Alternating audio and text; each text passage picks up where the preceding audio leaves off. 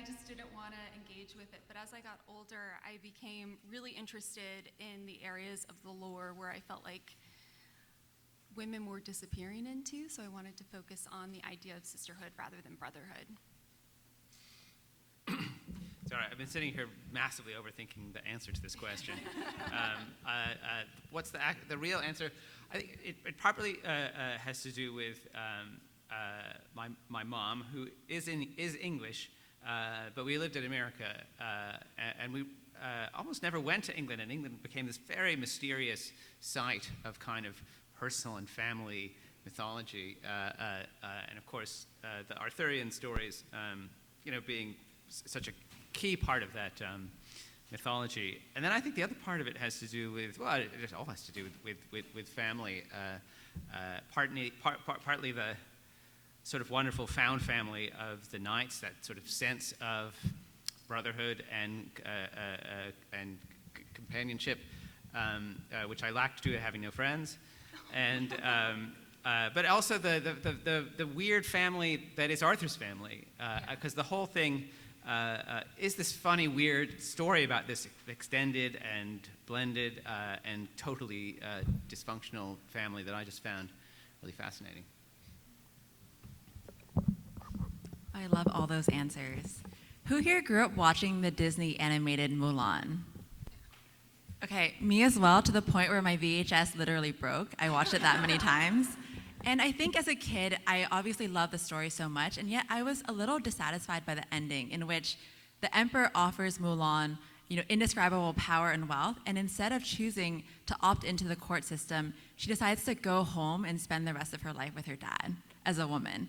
And I think for me, even as a kid, I was curious about a Mulan that was not so motivated by filial piety and honor, but rather by her own selfish ambition. And I saw there's a panel later today that's supporting women's rights, but also supporting women's wrongs. And I think that was what I was trying to go for in this retelling of having a dark fantasy Mulan in which she's not a noble heroine character, but actually an anti-hero. And what would that be like? And how would society still accept her as an ambitious woman? Amazing. Thank you for sharing your kind of personal stories and insights. And speaking of kind of when you reimagine all of these source materials, are there certain kinds of tropes or expectations, whether it's sisterhood versus brotherhood, the kind of filial piety, the expectations around culture, that you wanted to complicate or change as you were rewriting these stories?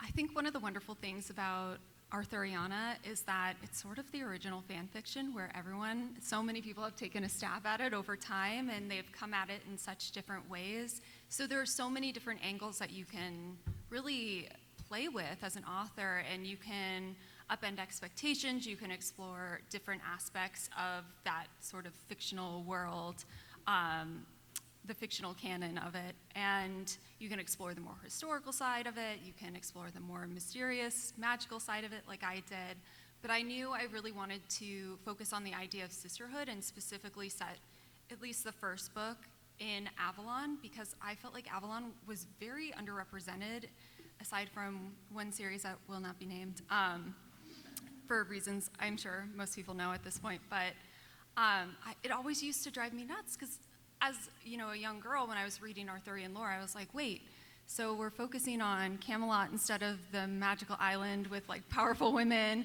doing interesting things, and that was really just the area that I wanted to focus on.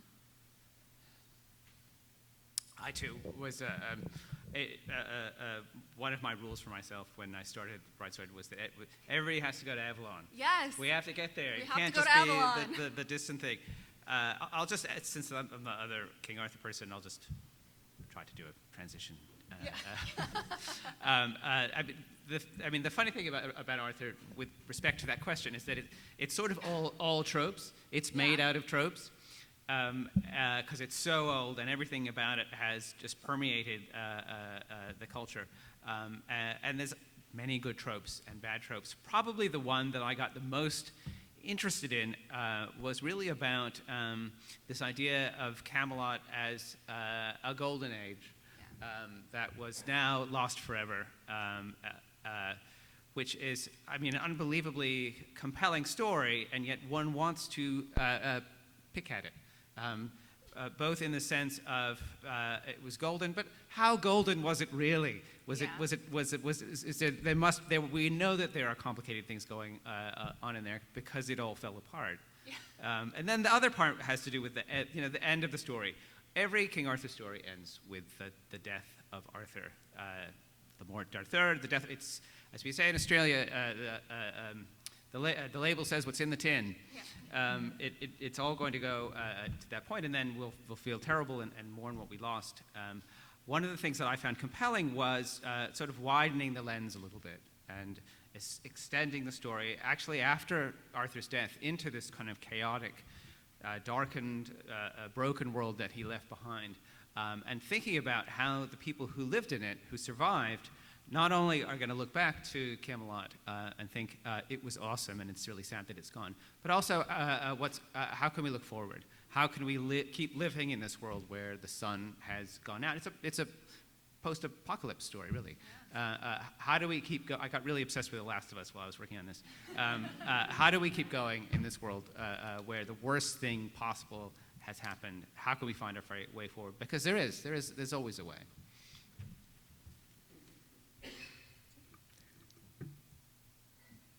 I would say, for me, the thing that I really wanted to subvert was the magic system of the world.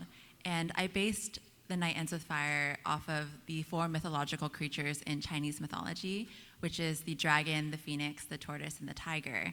However, what I wanted to really demonstrate is when you go after power and you try so hard to obtain it, no matter how pure your original intentions, the power will change you and it will corrupt you at your core. And so the way that I embodied it was through the magic system by having each mythological creature embody a dark human emotion that would then grow as the main character or the side character leans into that magical power. And so in the case of Mei Lin, as she uses the dragon's power more and more, she also becomes more and more greedy and ambitious. And that's a way of demonstrating the tangible effects of this power on a human being's psyche. The other thing that I was wanting to subvert is sometimes I will read, fantasy where there'll be a mythological creature with 0 agency whose only goal in the story is to benevolently cast their power upon the human protagonist. And I wanted my mythological beings to have their own devious attentions and also agendas and be trying to do their own shenanigans on the side while we have our human cast of characters fighting a war. And so there is sort of this sense of there's the spirits battles, but then there's also the human battles, and sometimes their agendas align, and sometimes their agendas very much do not align. Okay, so for me, with Korean mythology and Korean history, since my own existence is sort of complicated with it, what I wanted to do was make sure that I was putting a very, American spin on any material, because I was worried that it wouldn't feel authentic. Like, I can't authentically write. I can't speak Korean. I try, and it's really bad. Like, it's so, like, the Duolingo owl is just shaking his head at me. Like, it's not good. Like, it can't say hello. Like, it's just, it doesn't work.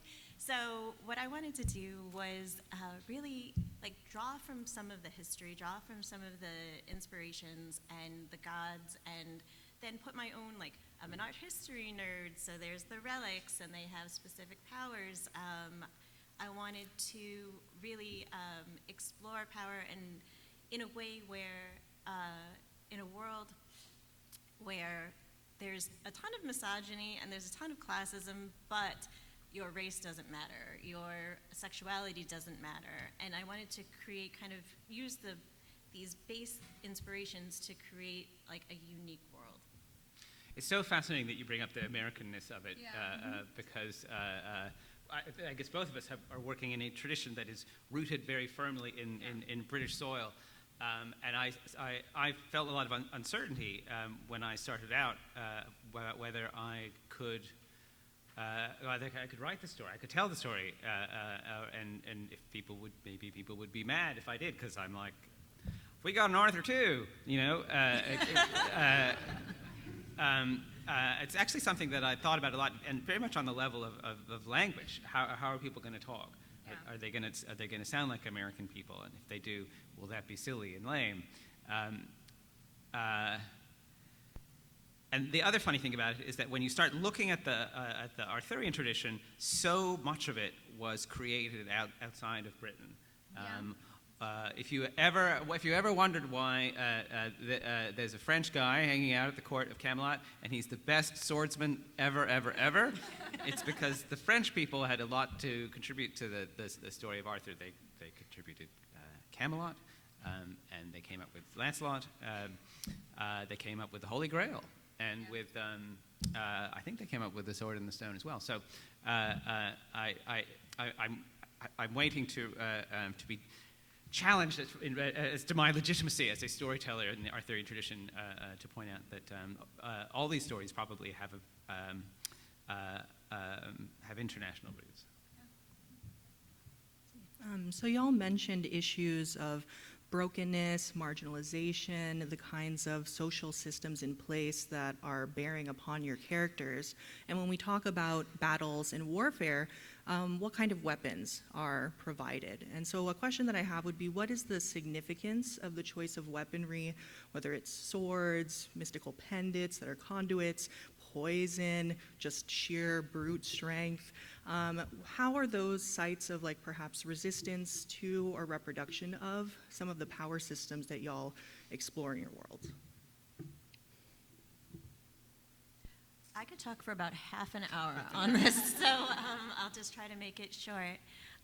So for me, I loved that each character, so there's 6 of them, there's 5 blades, but then there's a bonus buddy who's on this journey with them. He's a nobleman's son. He is the son of the man who essentially owns Sora, who is a poison maiden. She has been subjected to poison again and again and again through her youth to make her immune so that she can kill with poison lipstick or with poison powder or food, eating the same thing as a nobleman to ultimately catch them unaware and kill them. I think it's such a fascinating way for a woman to use power, for a woman who in this system doesn't really have any power. It's such an interesting way to use femininity as a weapon.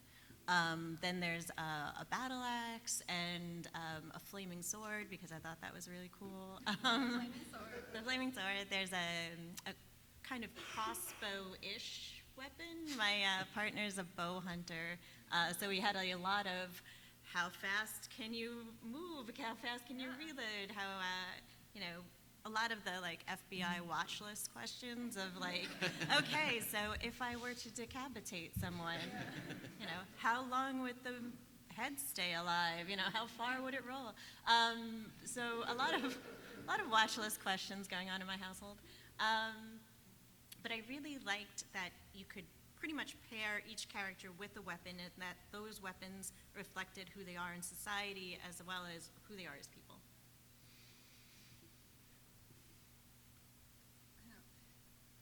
This is such a loaded question with Arthurian lore, because obviously Excalibur plays such a hugely important role within Arthuriana, and yet I don't have Excalibur featured in Silver in the Bone, the first book in the series.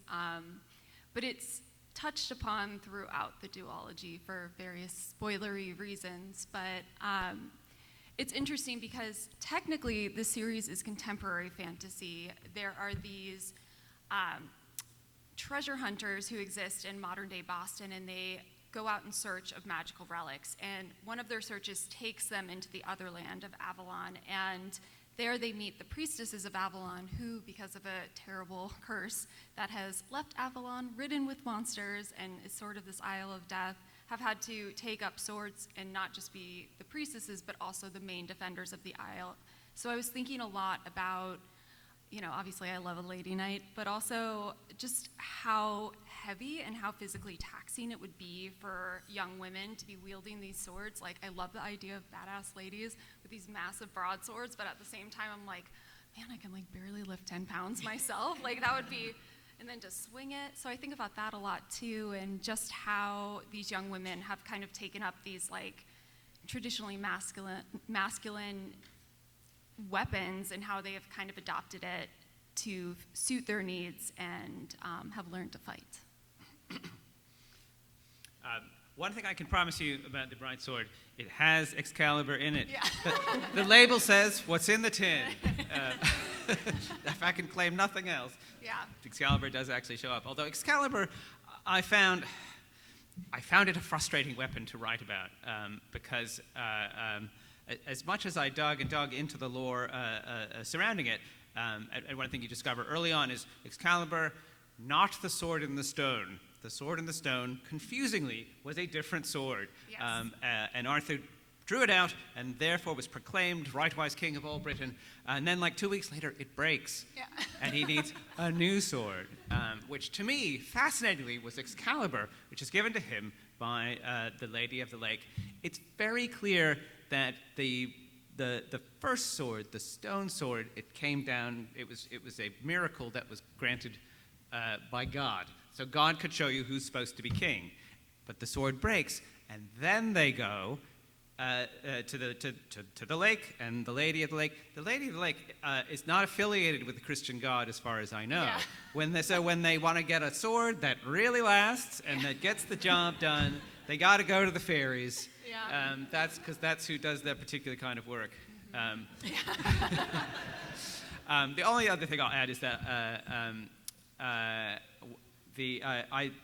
I found it interesting to explore the idea that there were two traditions of swordspersonship in Britain. And one, of course, is the well-established knightly training, giant bronze swords, whack each other with them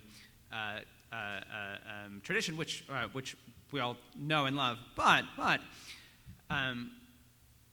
Lancelot, often known as Lancelot du Lac, I thought he was called Lancelot du Lac because he maybe lived near a lake, but that is not why he's called it. He's called that because he actually lived in a lake. He grew up under a lake, being trained by the Lady of the Lake in swordsmanship, but not the conventional knightly swordsmanship, but rather a fairy tradition of swordsmanship, which maybe works different ways and maybe uses the body in different ways. Maybe it's not so much about being tall and super strong and having a lot of upper body strength, because the fairies aren't really built like that. So I thought physically it was nice, the idea that there would be two swordsmanship traditions equal, perhaps not even equal. Maybe the fairies are just a tiny bit better. I'll focus on the magic piece for this question. So in this world of spirit summoning, there is the ability to manipulate the mind. And I thought it'd be interesting to use women's sort of emotional intelligence mythos of superiority in this world, in the sense that because Mei Lin has grown up in an abusive household and has always had to listen carefully to the fickle whims of her father and read his moods in order to avoid being caught up in his temper tantrums, she actually has developed this very high EQ that then allows her to then manipulate her subjects through the spirit summoning magical system. And in the same way, for some of the men in the book, because they've grown up as these very powerful princes with very high IQs and strong fighting abilities, their mental manipulations are actually very weak because they have underdeveloped emotional intelligence. And so in that sense, I thought it'd be interesting to play with real societal effects and how that influences how people interact with their magical abilities. Thanks, y'all. So going from weapons to another part of any kind of endeavor, relationships. So a wise woman once said, love is a battlefield. So all of your adventures explore alliances, romances, friendship, rivalries, enmities. How do you develop these kinds of relationships, and how may they shift across the plot? And how do the different forms of relationships impact your character and plot development? Which that's kind of like a big, unwieldy, knotty question. So if maybe there's like one character that has a significant relationship, how did you come to craft that, and why was that impactful to that character to have that relationship? I'm going to answer this just so that we go in a different order, because I feel like it's cool to sort of break it up a little bit. When you mentioned that, one of the first things I thought of was, so I had written this trilogy called the Magician's Trilogy, which is about people who do magic, but it's a particular kind of magic that, is this sort of a very modern, in some ways, conception of magic where it's almost like a technology, and you're waving your hands around and you say certain words and a certain thing happens. I was all prepared to do that again when I did this King Arthur book, because I felt like I had figured out how to do that kind of magic. But something that I discovered when I started digging into Celtic magic, the kind of indigenous magical practice of the British Isles, it wasn't really about that. It was actually all about relationships. And the way that you got things done, if you were a druid and you wanted some magical thing to happen, sure, you might wave your arms about a little bit, but it was also very much about cultivating relationships with the spirits and gods who inhabited the British landscape. There's an almost animistic kind of quality to that belief that the whole landscape is populated by gods and supernatural beings, and if there's a mountain over there, the mountain is a god, and if there's an unusually large tree, the unusually large tree is a god. Privately, I often likened it to Pokemon Go. I didn't actually put that in the book. It felt anachronistic, but it is a little bit like this, these creatures all around. And you have to, if you are going to practice magic, one of your jobs is to woo these creatures and to you do favors for them. You create this whole web of relationships stretching across the whole island. And each god or spirit, you have there's a certain balance there. They might owe you a favor, you might owe them a favor. And if you want stuff done, you have to exercise that web of relationships. I found that really fascinating and rich in a completely different way from any other magic I'd ever tried to write about. In honor of switching it up around. So there is a love triangle in my book, which was a bit controversial at first. And I have some reader friends who are like, please do not write a love triangle. But I said, I grew up in the early 2000s. I can't not write one with the media back then. And I think for me, so my friend who's very dear to me hates love triangles because she feels like they're not realistic, as in you can't like two people at once. And I said, haven't you ever liked two conflicting things at the same time? And so in that sense, the reason why I wanted to use a love triangle in this book is to demonstrate the warring tensions that my protagonist Maylin has inside of her, in the sense that she craves stability and security, but she also craves adventure and unknown and risk.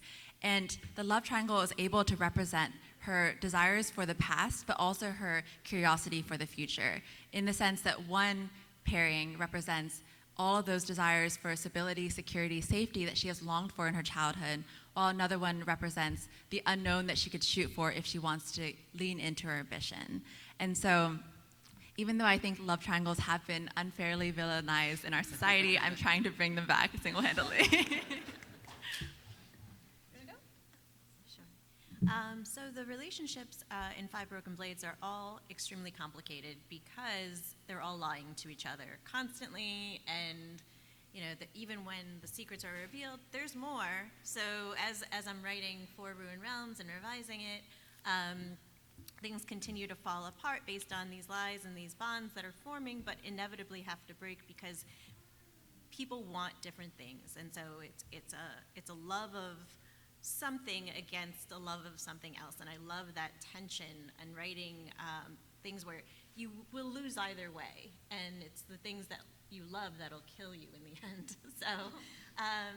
So the relationships were really fraught, but I loved also writing found family, to have these people who've all been kind of marginalized and abandoned to some extent, who would find each other, and despite the fact that they really know better than to trust each other, they wind up trusting each other and building these bonds, and then there's a question of, do they survive through a trilogy?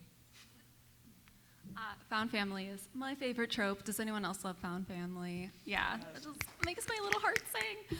I love found family. So really the heart of this book is that the main character, Tamsin, because she was abandoned. She and her brother were abandoned by their guardian under somewhat mysterious circumstances. And so she's almost like a little bit too self-protective. And her journey over the course of this book and even into the sequel is learning how to be vulnerable again and learning how to open up to her infuriatingly handsome love interest, who's also her rival in treasure hunting, and befriending people. And she really has this heart of gold, but you have to like unwind several layers of barbed wire to like get to that heart of gold, and a lot of people aren't willing to cut themselves to get to it. But she and her brother actually form, I think, the most important relationship in the book, because everything she does is motivated by her need to save him, and she becomes almost like a little bit overprotective because her brother is suffering this terrible curse, and what takes them into Avalon is the search for this ring that is said to be able to break any enchantment.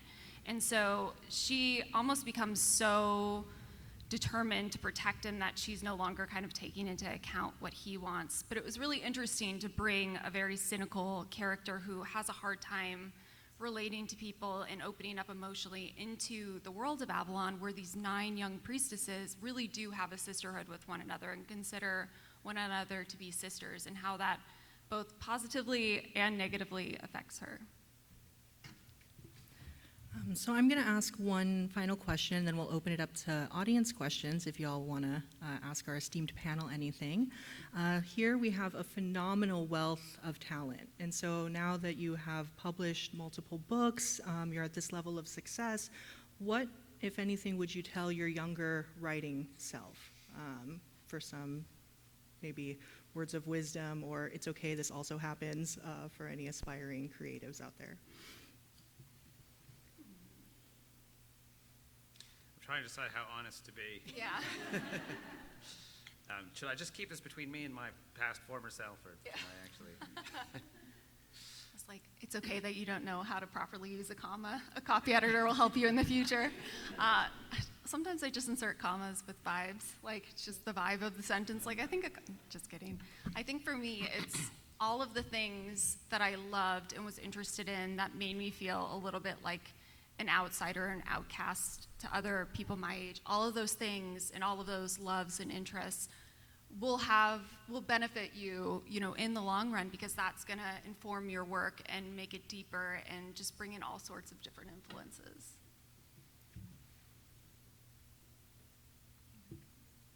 I know this is a deep question. This is a great question. I'm having a really long psychic monologue with my earlier self now. Yeah. It's some really important Everyone stuff. has that I need retreated to inward. I mean, one of the weird aspects to my sort of trajectory as a writer is that for the first half of my career, I really kind of wasn't aware of myself as a fantasy writer. The first couple, unlike a lot of writers that I meet, I grew up in a very literary household. Both of my parents were writers. They were both English professors. Just parenthetically, I think I laid it on a little thick earlier. I did actually have friends when I was a little kid. I didn't have that many friends, and most of them weren't actually Knights of the Round Table, which I really wished that they were, just to clarify. So when I sort of started on my journey as a writer, I really thought of myself as a literary writer, and I wanted to be like Haydee Smith or Jonathan Franzen. And it was really only with my third book, which was The Magicians, that I kind of came out to myself as a fantasy writer. You came over to the dark side. I did, and I've never looked back. But there was some really deep insight into myself that I lacked. And of course, I was a fantasy reader, obsessive and nonstop. There was something about my kind of literary id that I was not able to acknowledge. And I would strongly encourage my former self, if you're listening through some sort of time anomaly, listen to your literary id, and don't try so hard to impress other people. I think one thing I didn't realize before entering the publishing process is how much of the entire process involves letting go or relinquishing your sense of control. And what I mean by that is that at the beginning, you write this draft and you have this vision for how it will look in your head. And then once you put it onto the page, it looks very different from that. In fact, it's actually kind of flawed and not perfect. And you have to be okay with that level of imperfection in order to keep advancing in the process. And so then you share it with your agent or your editor, and they will give back revision notes. And you'll feel as though this is my perfect baby, how can I make any changes to it? But again, it's that sense of being okay with letting go of control and being okay with making changes to something that you originally didn't see as part of your vision. And then finally, you publish the story. If you do want to share it with the world, some people, because they didn't want to relinquish control, they end up just putting it in their desk and keeping it for themselves, and that's perfectly valid as well. But if you want to be a storyteller, part of telling the story is sharing it with other people. And what I truly believe is at the end of the day, when you publish, the story now belongs in the hands of your readers. And so if they interpret it differently from how you originally intended, that's okay as well, and that's something that's just a natural part of the storytelling process. And that's something that I'm still learning every day. That's a great answer. So for me, I would say from my younger publishing self that don't look at what everybody else is doing, because none of us have the same career, none of us have the same path, none of us write the same book. We can have the exact same legend that you're writing from and come up with things that are wildly different. And so because you're a unique, special snowflake, your path is not going to look like your friends. Like one of my closest writing friends is Karen McManus, who wrote One of Us is Lying, so like just this massive hit out the gate, and like I'm like, okay, I'm sitting there with my tiny little rom-com being like, when do I make the list? Yeah. And I'm like, oh no, I don't. Like that's not how that goes. So that other people's journey won't impact yours, and that it won't look like yours at all, but that's great, and that's such a unique aspect to what we do. And then for, I guess, my younger writing self, it would be to read more, that I didn't, I'd kind of gotten stuck in the classics in what I read in high school, and like I thought of that as being literature. And the problem with that was there was nobody who looked like me in those books, and so that like my own stories would still be valid even if they don't look like what I read growing up. Thank you all so much. I might just a tiny code to that in terms of looking at what other people are doing. Another thing is when I read The Magicians, it was 2004. It was a book about young people who were going to school for magic. It didn't feel as though there was a lot of oxygen left in the room for that kind of a story. But the truth is, one is a special snowflake, and you can tell that story in a way that is totally unique to yourself. And people will find it and love it. That sense that I missed the moment for this book, you know. If only I got to a bit sooner. It's always time. It's always time for your book. Awesome. Thank you all so much for the advice. I would like to turn it over to the audience if we have any questions. Yes. For those of you that have already written a full series, and those of you that are already working on a series, how much of that upfront do you plot out for your entire series? And if you do that, how much does that restrict you on your storytelling because you've already plotted it out and you planted seeds for certain things in the first book? So I'm working on my trilogy. What I had was a very put-together synopsis for the first book, and then vibes for the second and the third, and I'm like, eventually something's going to happen, and it's all going to end. I love that freedom, though. I love, there are things that weave through, and that I knew would weave through the three books, and then we're actually working on, quietly, a duology that'll come out probably in 2026, I want to say, and that has more. That's, I would say, plotted out a little bit more. But the joy for me in writing is telling myself the story. So if it were really rigid, I don't think I would enjoy it as much. It would make things easier, but I don't think I would enjoy it in the end quite as much. So there's the major themes are there, but I like the freedom to wander.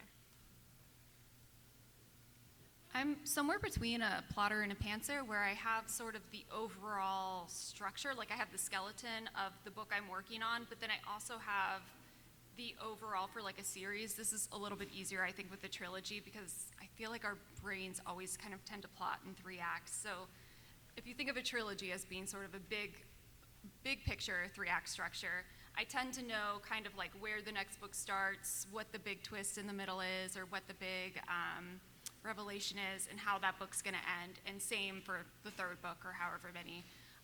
But then it's tough because sometimes you do end up writing yourself into a corner, but it's a fun challenge to have to work within the restrictions that you created in the first book. And then other times you just want to like bang your head against the table that you like made a certain choice and you can't write around it without doing like a clumsy retcon, and you don't really want to do that. So it's all part of the wondrous wonder that is working on books, but it is actually really fun. Thanosing myself. Yeah, Like yeah. if you Thanos yourself, you created such a big event that now you have to explain it every time. You've Thanos yourself. Yeah.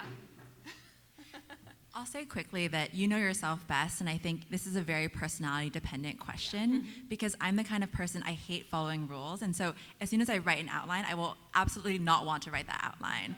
And so you cause yourselves problems because in book 2, I'm trying to write this character who's immune to magic, but then I realize in book 1, he actually already suffered from magical abilities. And so in that sense, because I don't want to follow rules, I create these problems that an outliner wouldn't have to deal with. However, if you are someone who is like that, then you have to go in the opposite direction. You really have to honor your own brain. I think. Exactly. Yeah. What about you? When I wrote the Magician's Trilogy, I actually wrote the first book as a standalone and had not considered the idea of doing any more in that world. And then when I came to do the second book, first I discovered that I had written myself into several holes in the first book because I hadn't thought about doing a follow-up. There's a story that William Gibson always tells us about Neuromancer.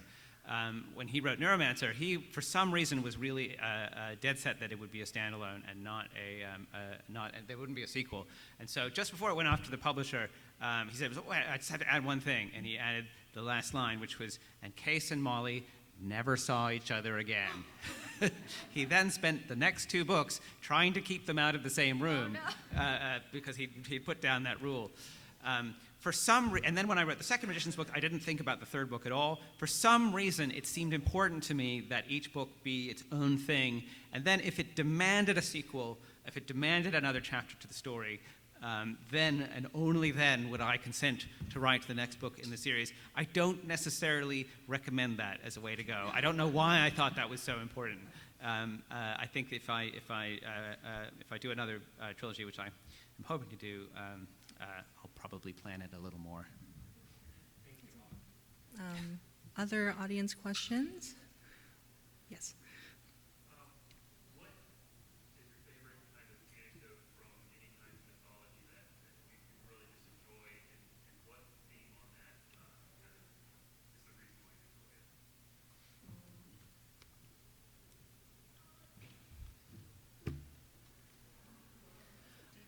I actually outed myself with that with the Excalibur one. I've always loved the fact that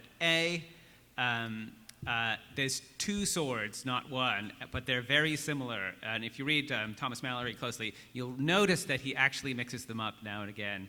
And one of the things at first my impulse was to try to correct that in the Bright Sword, but then I thought it would be funnier if I kept it, and the characters noticed that events were kind of repeating themselves a little bit and commented on it because they too were vexed by it. And by extension, the other part of that anecdote that I love is the fact that if they wanted to get a really top-notch killing weapon, they really had to go to the fairies because God was not going to hook them up with that for his own inscrutable reasons. And the last thing I'll say is that about Excalibur is that it's a tiny bit of a disappointment as magic swords go, because it's not flaming. It does not flame. It actually does not exhibit any supernatural qualities at all, except for the fact that it glows. It glows, but I think that's all Excalibur does. I think it's scabbard, right? That's Is that the how you say that scabbard, word? that's right. Wow, I've never said that word out loud before. That supposedly protects you from harm, right? Is it a sheath or a scabbard? Who I think- who knows? Who knows? Someone No, must that's a know. serious question. Who out there knows the answer? I know there's a distinction, but I get it mixed up. One is like stiff and rigid, and the other one is floppy. I made it weird. Speaking of Excalibur, I've always loved, this is like not intentionally funny, but to me, just the mental image is really funny. When Arthur is dying, he appoints one of the knights. He's like, you have to return Excalibur to the lady of the lake. And so the knight like takes the sword, and then he's like, maybe I shouldn't throw this into the lake. And he tries to keep it, and then he goes back and tries to like play it off. And Arthur's like, I know you didn't throw that sword in the lake. Go throw that sword in the lake. And so he does. I don't know why that's so funny to me that the guy was like, maybe I should hang on to this. One of the reasons I love the Disney version of Mulan is because there are many other versions, and one of the most famous Chinese versions is when Mulan is actually sent as a concubine to an enemy emperor, and rather than give up her virtue, she commits suicide on her father's grave. And so needless to say that there were a bit more happier moments in the Disney version that compelled me as a child, but I also wanted to play with those themes of filial piety and virtue that you see across all the different Mulan legends across time. You know, you mentioned Mulan before, and I was mistaken as a younger girl for Mulan in the Disney store. Some little girl was like, Mama, it's Mulan, and this woman's like, I am so sorry, because I was just like shopping. I was not paid by Disney to be there. So I actually grew up a Greek mythology girl. Yeah? Yeah, so... Who else was a Greek mythology girly? Yeah? You can be a guy in a Greek And a mythology guy. girly Yeah, too, there by we the go. way. So I love, you know, how elaborate and kind of horny that mythology is, like, at all times. It's so demented. It's like the crazy, yeah. Like, he had sex with a swan, like, of course he did. And Yeah. like, you know, like, but, so... This person ate his kid. It's totally fine. It's fine. It's good. That mythology gives you a lot of freedom to work with. I liked bringing in some aspects of Korean mythology. There'll be more as we're talking about a possible spin-off into Korean Hell, and I love that it's 3 years. Good or bad, you're done in 3 years, and you're ready to be reincarnated. It's kind of doable. Yeah, it's kind of doable. It's on eternity. Yeah, good or bad, and it kind of explains, right? Like, the bad constantly coming into the world along with the good. Like, it's like, because everybody's out in 3 years. It's Right. like law school. Is it a deterrence? I mean, you know, is it enough? So, yeah, I went to law school, so, you know, if any lawyer out there is offended, you know why. I loved bringing in these very different, unique mythologies from the Greek mythology that I grew up reading.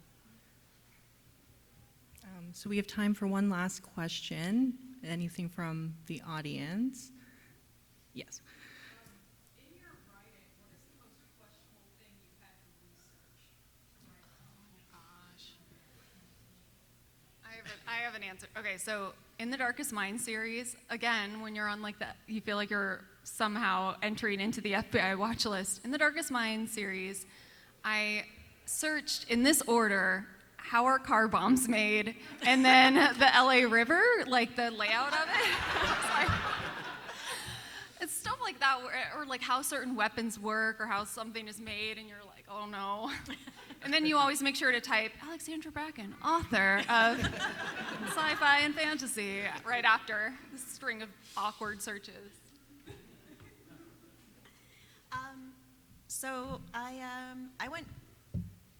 So because I don't plot and I kind of work on vibes. And I'm thinking about putting this plot point into the Five Broken Blades, and I'm full story brain, and I go downstairs and my partner's on the couch with his son, and I'm like, I sit down without a word, without saying that I've been working upstairs, by the way. I go, I think I'm gonna kill the kid. And dead silent, like neither one of them seemed that bothered, and I was like, you know, because I think that it would be a really important part of the growth of this character. And they were like, oh, character! Like, this is really good, this is a good moment. So yeah, I would say that was my research point. I once Googled, what does eating a dead bird that is raw taste like? And how would you remove the feathers, and would they get stuck in your throat? Did you get an answer for that? There were a series of questions. I was going into every single detail. There is a scene where a character is forced to eat a Roald Dedford. Sorry, I got nothing to follow that really. I did spend a certain amount of time figuring out whether angels have sexy parts or not, but it hardly measures up to that one. Well, let's thank our amazing panel.